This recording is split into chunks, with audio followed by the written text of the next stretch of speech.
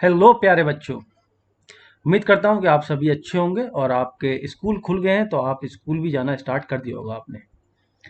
तो आज हम अपनी वीडियो में डिस्कस करने वाले हैं सैम्पल क्वेश्चन पेपर को जो एडुकार्ड की तरफ से प्रोवाइड किया गया है मुझे। इसमें हर सब्जेक्ट के मुझे उन्होंने सैम्पल पेपर दिए हैं, लेकिन मैं डिस्कस करूंगा आज आपके लिए मैथ के पार्ट को। तो इस सैम्पल पेपर यानी कि टर्म वन के लिए ये सैम्पल पेपर है जो 40 मार्क्स का आपका पेपर होगा टर्म वन में। ठीक है। और ये बेसिक है यानी कि मैथमेटिक बेसिक है, स्टैंडर्ड और बेसिक दो पार्ट में डिवाइड है, तो ये बेसिक का पार्ट है। ठीक। तो इसमें क्वेश्चंस जो होंगे हम देखें यहाँ 40 मार्क्स का मैक्सिमम मार्क्स इसके 40 मार्क्स हैं। तो इसको इन्होंने तीन पार्ट में डिवाइड किया है, ए, बी और सी। ठीक है। तो ए वाले पार्ट में आपको 20 क्वेश्चन मिलेंगे। ठीक है। और आपको इसमें से करना कितने 16। ठीक है, यहाँ पर ये मेंशन है। और 1 मार्क्स का एक क्वेश्चन होगा। ठीक है। फिर बी पार्ट मिलेगा आपको, और बी पार्ट में भी आपको 1 मार्क्स का एक क्वेश्चन होगा जिसमें आपको 16 क्वेश्चन मिलेंगे। टोटल हो गए आपको 32 क्वेश्चन, मतलब 40 क्वेश्चन हो गए यहाँ तक। 20 क्वेश्चन फर्स्ट में और 20 सेकंड में, और आपको 32 क्वेश्चन करने हैं इस 40 में।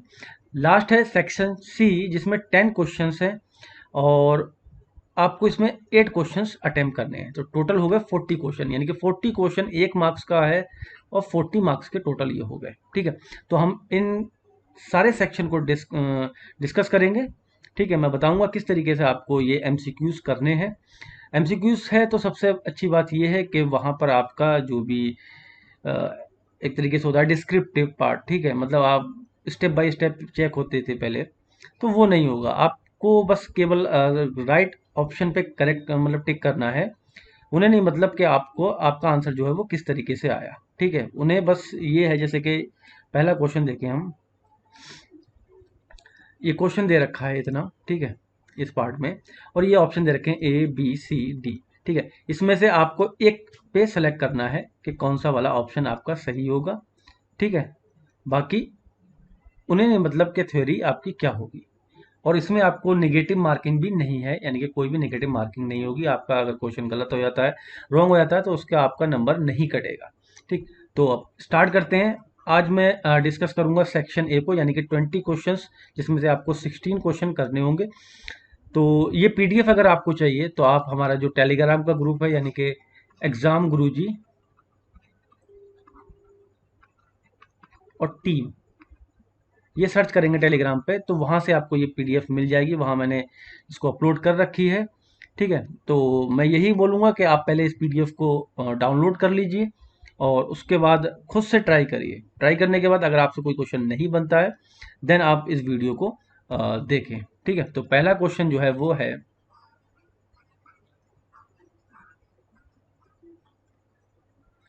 अ box contain cards number 6 to 5। एक बॉक्स है, उसके अंदर जो कार्ड है वो 6 से 50 तक के कार्ड हैं। अ card is drawn at random, उसको हमने मिक्स कर दिया कार्ड को from the box. The probability that drawn card has a number which is perfect square like 4 9, ठीक है, एटसेट्रा इज।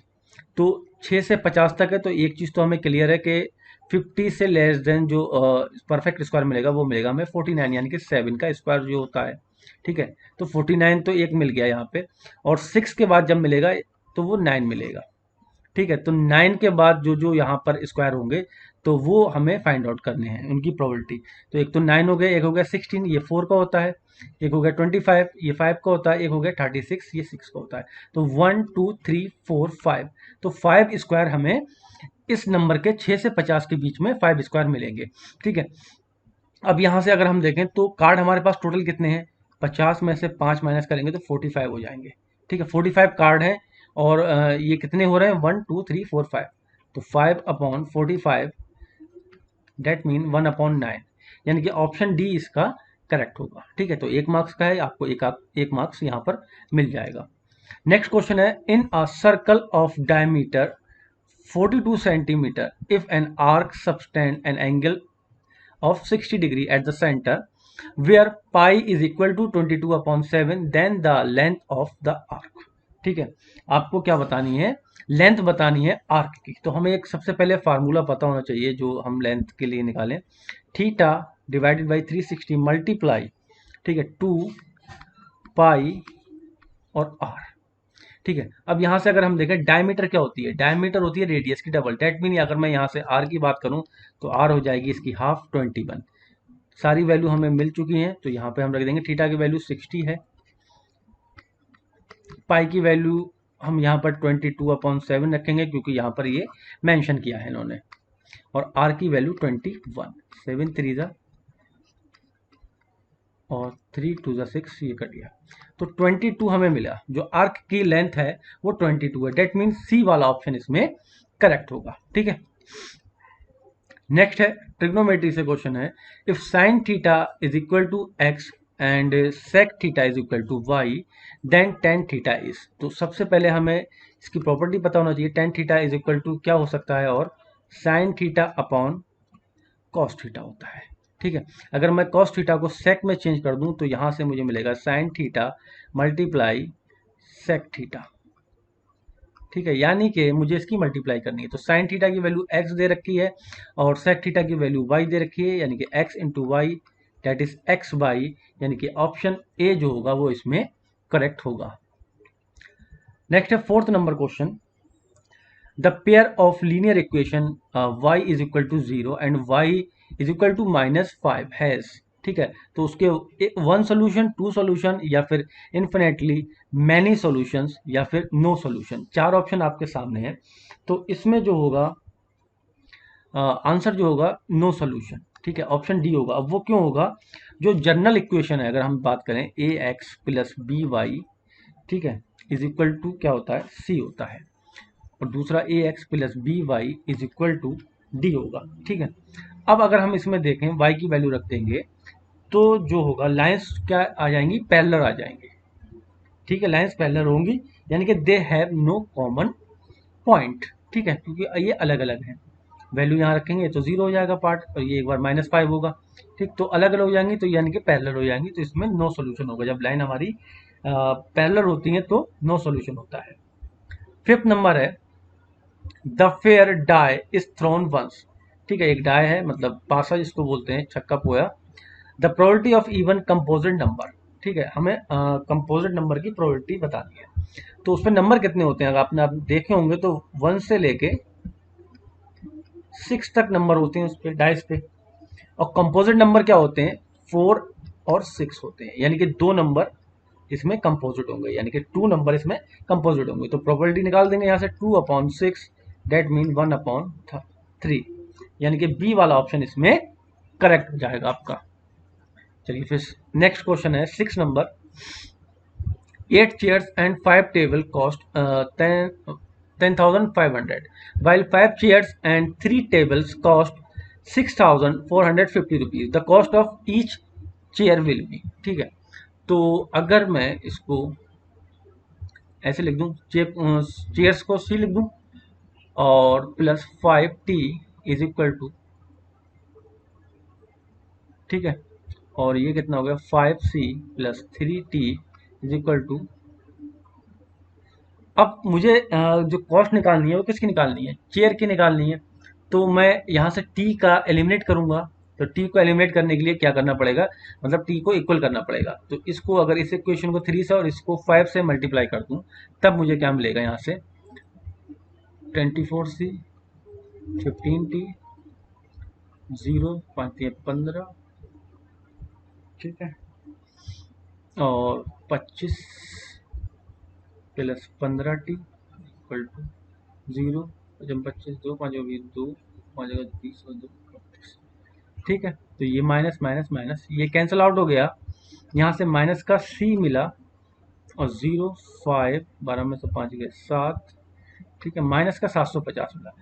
तो माइनस से माइनस कैंसिल आउट, यानी कि c इज इक्वल टू 750, और c क्या है, चेयर, यानी कि चेयर की जो कीमत है, जो प्राइस है, कॉस्ट है, वो 750 रुपये है। ठीक, नेक्स्ट है 7th number, if cos theta plus cos square theta is equal to 1 है, then the value of sine square theta plus sine की power 4 theta is equal to.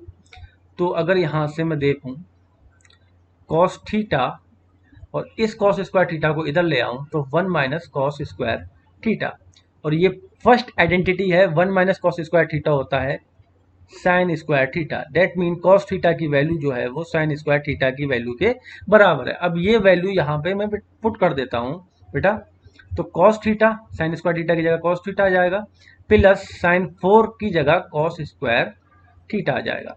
और cos theta plus cos square theta हमें पहले ही दे रखा था 1, तो that mean इसका answer क्या होगा, सी वाला ऑप्शन यानी कि 1 होगा। ठीक है, तो इसमें फर्स्ट आइडेंटिटी हमें लगानी थी जो होती है, आपने इस तरीके से पढ़ा होगा, अगर sine square theta plus cos square theta is equal to 1, तो क्या किया, इस कॉस को इधर ले जाएंगे तब ये sign square theta 1 minus cos square theta हो जाएगा, जो यहाँ हमने पुट किए हैं। ठीक है, नेक्स्ट है 8 number, the decimal representation of 23 divided by 2 की power 3 multiply 5 square will be. ठीक है, तो एक चीज हमें यह ध्यान रखना है, 2 इंटू 5 मिलके हमें क्या मिलता है, 10 मिलता है। 2 इंटू 5 मिलके 10 मिलता है, और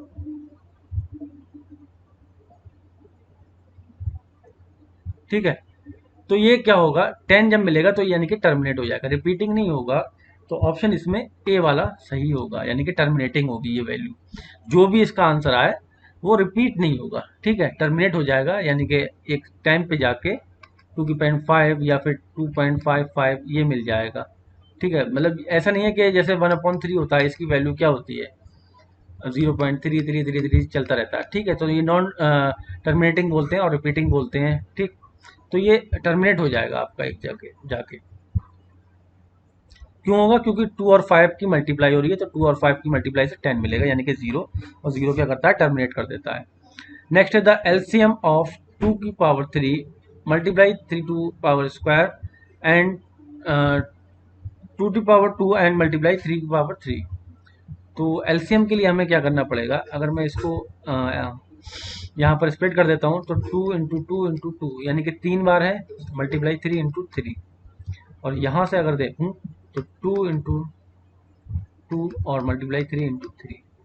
ठीक है, तो 3 बार तो 2 आएगा और 2 बार 3 आएगा, यानी कि इसको 2 की पावर 3 मल्टीप्लाई 3 की power square, that is C option. C option इसमें करेक्ट होगा। ठीक है, तो एलसीएम क्या करते हैं, सबसे पहले हम जो कॉमन होता है उसको लेते हैं, ठीक है, फिर उसके बाद जो बचता है उसको भी हम ले लेते हैं। अगला क्वेश्चन है 10th number, the HCF of 2 number 18 and their product is 12,960। तो एलसीएम बताना है, तो एक फार्मूला होता था एचसीएफ मल्टीप्लाई एलसीएम, और ये इक्वल होता है प्रोडक्ट ऑफ 2 नंबर। ठीक है, प्रोडक्ट ऑफ 2 नंबर। ठीक है, तो प्रोडक्ट ऑफ 2 नंबर मुझे दे रखा है, और यहाँ पे एचसीएफ को जब इस साइड लेकर आऊंगा तो इसके डिवाइड में आ जाएगा, तो यहाँ से मैं कह सकता हूँ LCM is equal to 12,960 divided by 80, और यहाँ से इसको डिवाइड करने के बाद जो फाइंड आउट होगा वो 720 मिल जाएगा हमें, यानी कि ऑप्शन सी इसमें करेक्ट होगा। ठीक है, तो नेक्स्ट क्वेश्चन है, in the given figure D is parallel to B C, which of the following is true. ठीक है, तो अगर इस क्वेश्चन को हम देखें तो हमें एक प्रॉपर्टीज है, हमें पता थी कि ए ई डिवाइडेड बाई, ठीक है, ए सी, ए ई डिवाइडेड बाई ए सी, और D E divided by B C. तो ए ई की वैल्यू जो है वो क्या है, ए है, और ए सी की वैल्यू क्या है, ए प्लस बी, बराबर डी ई की वैल्यू एक्स है और बी सी की वैल्यू वाई है। तो अब यहाँ पर हमें देखना है कि अगर मैं क्रॉस मल्टीप्लाई कर लेते हैं, ठीक है, तो a y is equal to x a plus b होगा। ठीक है, तो अगर वाई केस में देखूं तो ये नहीं आएगा, यानी कि वाई, अगर वाई बराबर देखें तो यह हो जाएगा x a plus B upon ए, तो ऐसा तो कोई भी ऑप्शन नहीं, वाई इज इक्वल टू ये है ए एक्स है, लेकिन ए एक्स नहीं है और वाई की कुछ नहीं है। ठीक है, अगर मैं एक्स के सापेक्ष देखूं तो x बराबर ए वाई, और ये जो है ए प्लस बी, इसके डिवाइड में आ जाएगा ए प्लस बी। ठीक है, तो x ए प्लस बी ये है, सी ऑप्शन जो है वो इसमें करेक्ट हो जाएगा, यानी कि ए वाई अपॉन ए प्लस बी।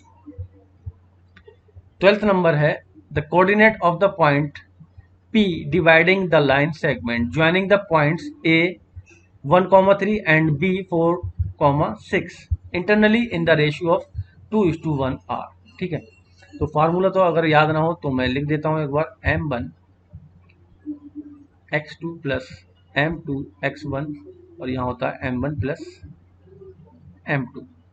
ऐसे ही y के लिए होता है यहाँ पर M1 y2 plus M2 y1 divide by M1 plus M2। ठीक है, तो बस वैल्यू को पुट कर देना है।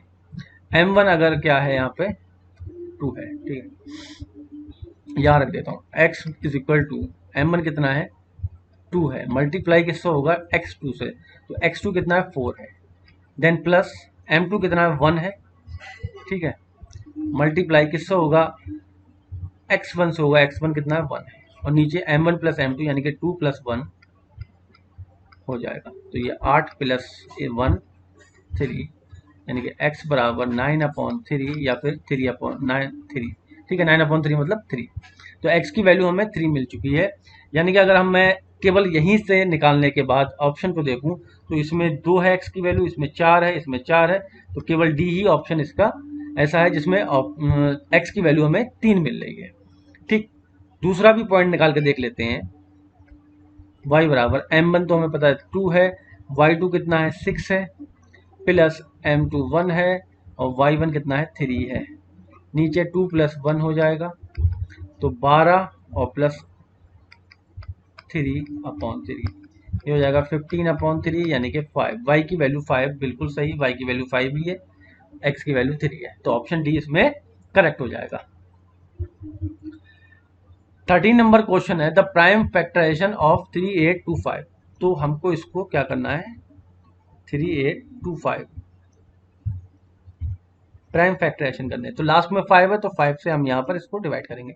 5 7 35, 3 बचे 5 31 5 25, 5 एकम 5, 2 बचे 5 25, 5 3 15, 3 5 15, 3 एकम 3 और 3 से काटेंगे तो 17। तो 5 की पावर तो हमें 2 मिलेगी और 3 की पावर भी 2 मिलेगी और एक सिंगल 17 मिलेगा, तो किसमें है 17, इसमें ऑप्शन सी जो होगा वो इसमें करेक्ट हो जाएगा। ठीक है,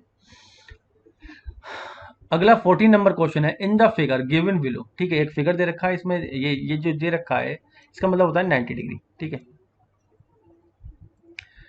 तो ए डी इसको बढ़ा देता हूँ अभी, ए डी बराबर 4 है, यानी कि ये जो वैल्यू दे रखी है 4 दे रखी है, बी डी बराबर 3 दे रखी है और सी बी बराबर 12 है। तो अगर मैं इसी ट्राइंगल की बात करूं तो देखो इधर को मैं बना लेता हूं, ये ए है, ये डी है और ये बी है, तो ये 4 है, ये 3 है, ये वाली साइड मुझे फाइंड करनी है। तो पाइथागोरस थ्योरम आपको पता होगी क्या होती है, हाइपोटेनियस का स्क्वायर बराबर होता है कब, जब हम बेस का स्क्वायर करेंगे और उसमें ऐड कर देंगे किसका, हाइट का स्क्वायर या परपेंडिकुलर का स्क्वायर, या फिर आप इसको एल्टीट्यूड भी पढ़ते हैं कहीं कहीं। ठीक है, तो यहाँ पर तो अगर मैं देखूं तो बेस कितना है 3 है, यानी कि 3 का स्क्वायर 9 प्लस 4 या परपेंडिकुलर या एल्टीट्यूड जो भी आप पढ़ रहे हैं तो इसका 16 होगा, तो ये होगा 25 और h इज इक्वल टू 5, यानी कि ये वाला पार्ट या फिर ये कह सकता हूँ ये वाला पार्ट मुझे 5 मिल चुका है। अगर अब मैं इस ट्राइंगल में देखूं ए बी सी में,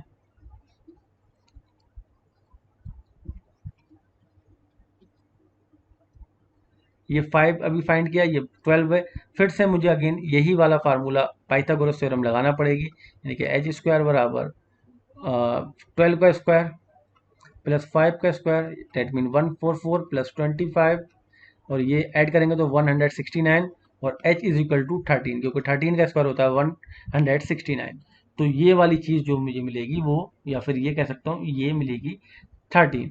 तो अब मुझसे पूछा है कॉट थीटा की वैल्यू क्या होगी, क्वेश्चन में जो पूछा गया है कॉट थीटा इक्वल है वो किसके इक्वल है, तो कॉट थीटा हमें पता है बेटा क्या होता है, अच्छा ये निकालने की जरूरत भी नहीं थी, चलिए ठीक है, कॉट थीटा जो होता है वो होता है बेस अपॉन परपेंडिकुलर। ठीक है, तो बेस हमारा 12 है और परपेंडिकुलर कितना है 5 है, 12/5 जो होगा ऑप्शन डी इसमें करेक्ट हो जाएगा। ठीक है,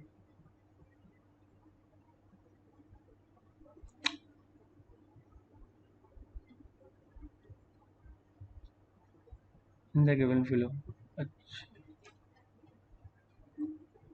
ठीक है, क्योंकि थीटा यहाँ पर इन्होंने बना रखा है, तो थीटा बना रखा है तो इस वाले ट्रायंगल की एबीसी की बात कर रहा है, बट इनको क्लियरली ये लिखना चाहिए था कि ट्रायंगल एबीसी में। ठीक है, तो इस वाले की बात कर रहा है यानी कि एबीसी की, तो 12/5 होगा। नेक्स्ट है 15 number, if A B C D is are rectangle. ठीक है, ये रेक्टेंगल दे रखा है, find the value of X और वाई की वैल्यू हमें फाइंड करनी है। ओके, तो यहाँ से मैं कह सकता हूँ कि x plus Y is equal to 12 है, क्योंकि भैया ये जो लेंथ है वो यही लेंथ होगी यानी कि सेम होगी। ठीक है, बराबर होगी। और यहाँ से x माइनस वाई जो ब्रेथ है उसकी वो सेम होगी। ठीक है, तो यहाँ से इसको ये कैंसिल आउट हो जाएगा, ऐड करने पर 2x is equal to 20, x is equal to 10। और x की वैल्यू किसी भी इक्वेशन में आप पुट कर देंगे तो यहाँ से आपको y की वैल्यू मिल जाएगी यानी कि 2। तो x 10 और y 2 ऑप्शन ए में मिलेगा आपको। ठीक है, तो करेक्ट होगा इसका ऑप्शन ए। 16 नंबर क्वेश्चन है और अच्छा क्वेश्चन है, is in an isosceles triangle A B C. ठीक है, एक आइसोलेस ट्राइंगल है, आइसोलेस का मतलब होता है जिस ट्राइंगल की दो साइडें बराबर हैं। ठीक है, मान लो ये साइडें बराबर हैं इसकी, ए बी और सी, कोई सी साइड से, अभी छोड़ो इसको आगे पढ़ लेते हैं। If A C is equal to B C, ठीक है, इन्होंने दे रखा है कि ए सी और बी सी बराबर है, यानी कि ये दोनों साइडें बराबर हैं। ठीक है, अब वो कह रहा है कि ए बी का स्क्वायर जो है वो है 2ac का स्क्वायर, ए बी का स्क्वायर है 2ac का स्क्वायर। अब मैं इसको ब्रेक कर लूं यानी कि ए C square plus A C square लिख सकता हूं। अभी अभी मुझे यहाँ पे ये भी दिया गया है कि ए सी बराबर बी सी है, तो मैं एक ए सी की जगह बी सी लिख दूं।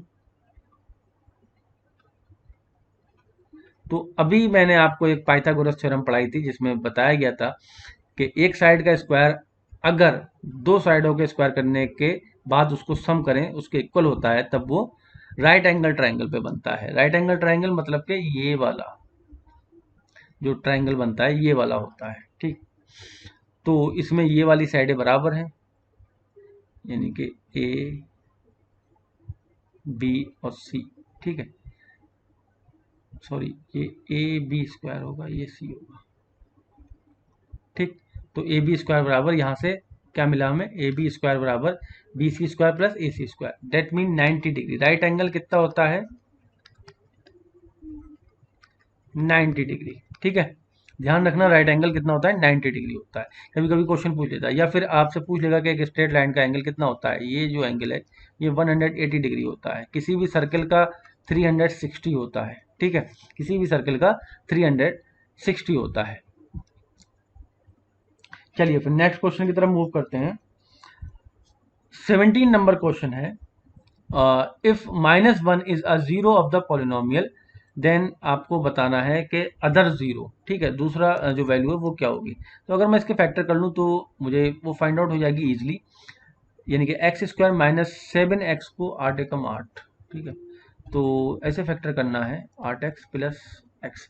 7x को मैं क्या लिख सकता हूँ, माइनस का 8x और प्लस x, यानी कि माइनस के 8 में से प्लस का x जाएगा तो माइनस के 7x बचेंगे और मल्टीप्लाई करूंगा तो 8 बन जा 8 और वो भी माइनस का। ठीक है, तो ये फैक्टर यहाँ से हम इसको कर सकते हैं। x कॉमन कर लेंगे यहाँ से तो x माइनस 8 मिलेगा, यहाँ से +1 कॉमन कर लेंगे तो x माइनस 8 होगा। ठीक है, जो कॉमन है उसको एक बार पहले लिख लो, x माइनस 8, दूसरा क्या है x प्लस 1। ठीक है, तो एक बार ले लेंगे x minus 8 is equal to 0, तो यहाँ से हमें मिलेगा x इज इक्वल टू 8।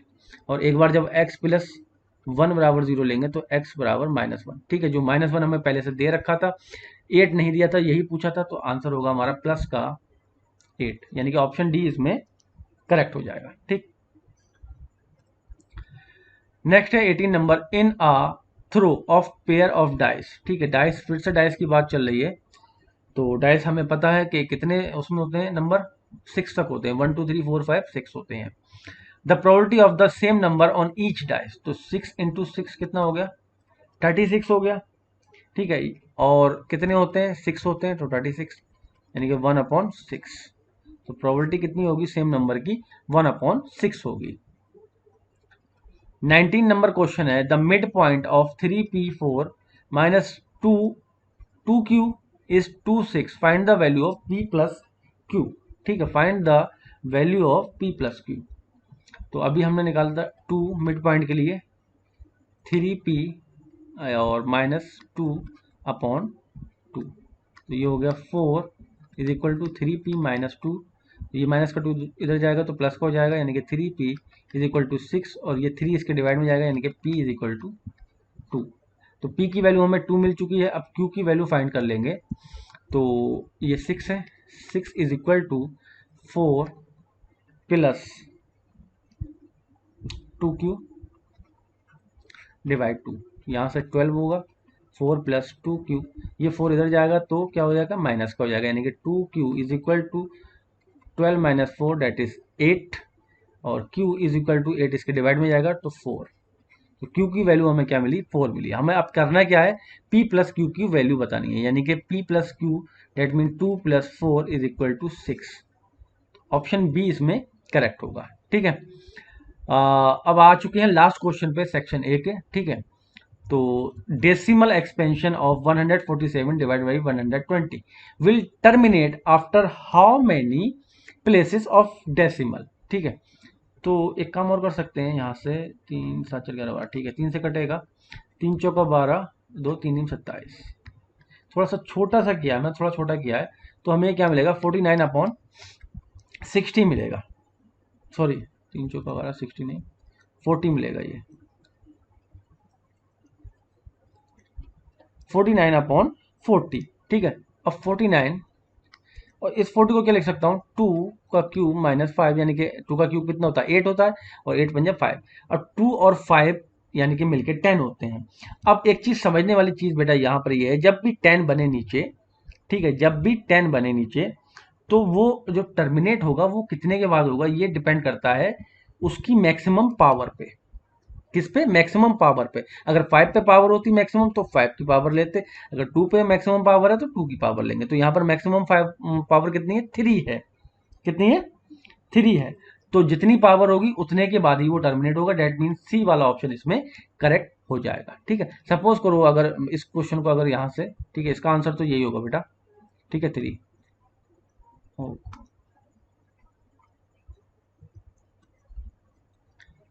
49/2⁵। ठीक है, आंसर तो ये होगा, जितनी पावर होगी। सपोज करो मैं आपको दूसरी चीज बताने जा रहा हूँ कि अगर यहाँ पर 49 की पावर, यहाँ पर ऐसा होता 2 की पावर 2 और 5 की पावर 4 हो जाती। ठीक है, तो मैंने बताया नीचे जब 2 और 5 की मल्टीप्लाई हो, नीचे जब 2 और 5 की मल्टीप्लाई हो, तो जो पावर ज्यादा होगी वो पावर हम लेंगे। तो यहाँ पर 5 की पावर ज्यादा है, यानी कि 4 है, तो आंसर हमारा 4 हो जाता। ठीक है, बट इस क्वेश्चन में क्या है, इस क्वेश्चन में हमारा 2 की पावर 3 हो रही है, तो डेट मीन सी वाला ऑप्शन जो है वो हमारा करेक्ट हो जाएगा। तो बच्चों, आज की वीडियो में इतना ही। सेक्शन बी के 20 क्वेश्चन नेक्स्ट पार्ट में मैं लेके आऊंगा आपके लिए। आप इस वीडियो को ज़्यादा से ज़्यादा शेयर करिए, जो भी आपके फ्रेंड्स हैं, ठीक है, उन तक ये वीडियो पहुंचाइए। और अगर आपने टेलीग्राम को चैनल मतलब हमारा ग्रुप जो ज्वाइन नहीं किया है, तो नीचे डिस्क्रिप्शन में लिंक भी दिया जाएगा, वहां से भी कर सकते हैं, या फिर आप टेलीग्राम पे सर्च करना एग्जाम गुरु जी टीम। ठीक है, तो यहाँ से, सॉरी यहाँ ये नहीं, मैं आपको नीचे डिस्क्रिप्शन में ही लिंक दे दूंगा, ये आप ये लिंक सर्च मत करना। ठीक है, ये दूसरा है कम्पिटेटिव एग्जाम के लिए, तो आप ये सर्च नहीं करना, मैं नीचे डिस्क्रिप्शन में आपको लिंक दे दूंगा, वहां से आप ग्रुप में ज्वाइन कर सकते हैं। और ये पीडीएफ और इसके अलावा और भी सब्जेक्ट हैं जो, उन सब के सैंपल पेपर हैं मेरे पास, तो वहां से आप डाउनलोड कर सकते हैं। ठीक है, थैंक यू वेरी मच।